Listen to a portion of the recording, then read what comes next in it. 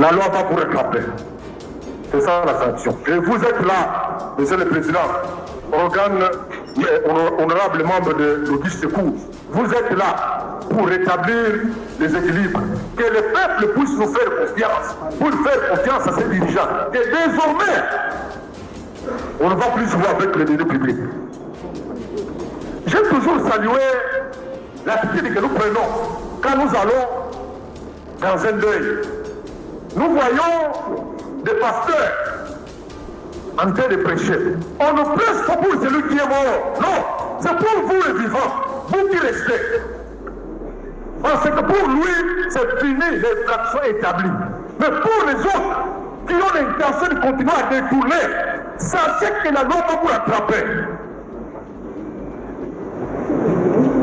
Vous pensez venir dans la gestion des affaires publiques pour vous enrichir. Nous allons veiller sur vous. Monsieur le Président, c'est le travail que nous faisons. Et toujours à titre pédagogique, c'est votre cours qui l'a fait. Nous passons alors, Monsieur le Président, organe honorable membre de l'Auguste Cour, à dire quelque chose sur la personnalité du prévenu. Le prévenu Constant Mutamba Tungunga. Tension entre Constant Mutamba et les magistrats.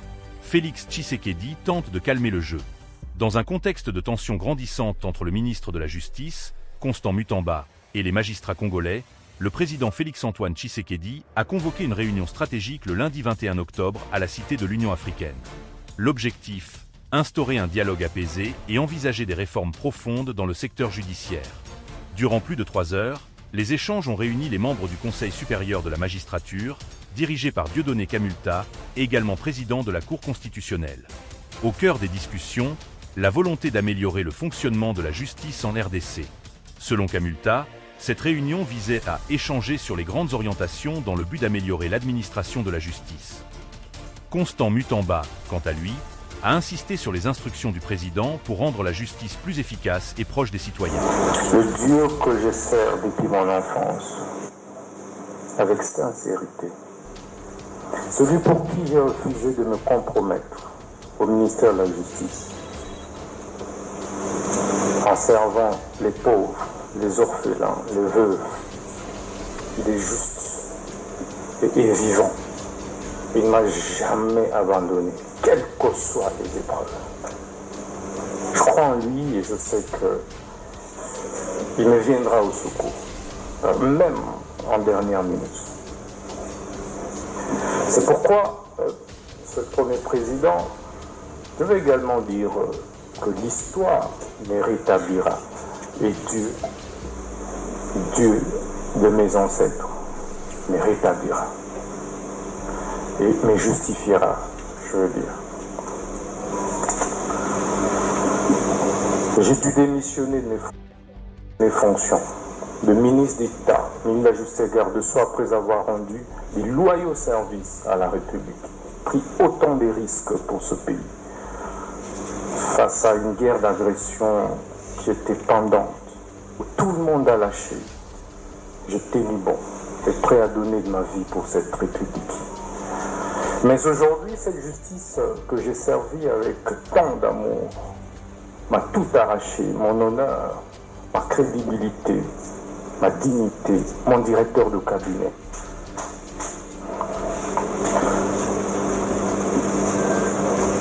Mais il y a un adage, un dicton russe qui dit que ceux dont le destin définit pendu ne se noient pas.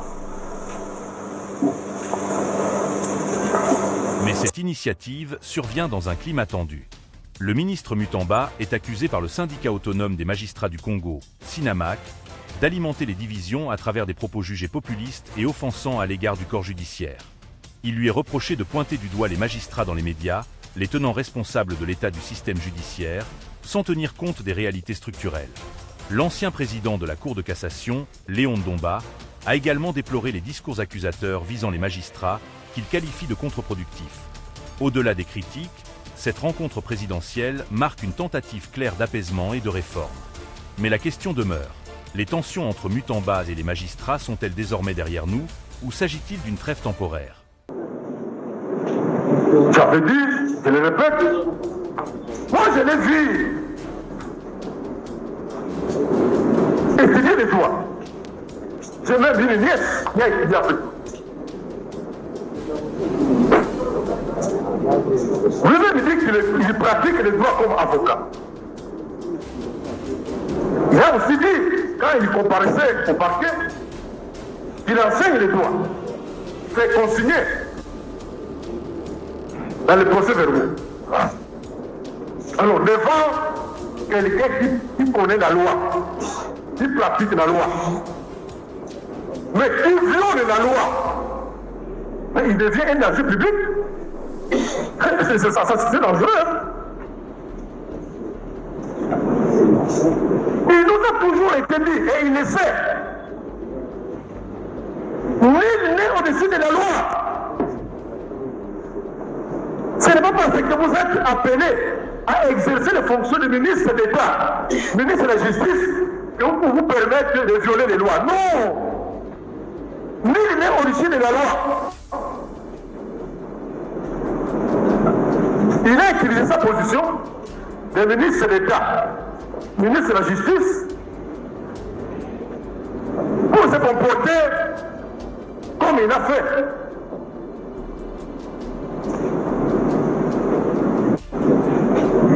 Nous l'avons vu, le peuple l'a vu, transformer, désacraliser le palais de justice pour y tenir des meetings publics.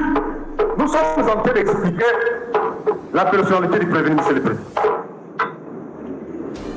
Ce sont des indications qui doivent amener l'office pour à prendre des mesures qui conviennent pour les ramener sur la bonne voie.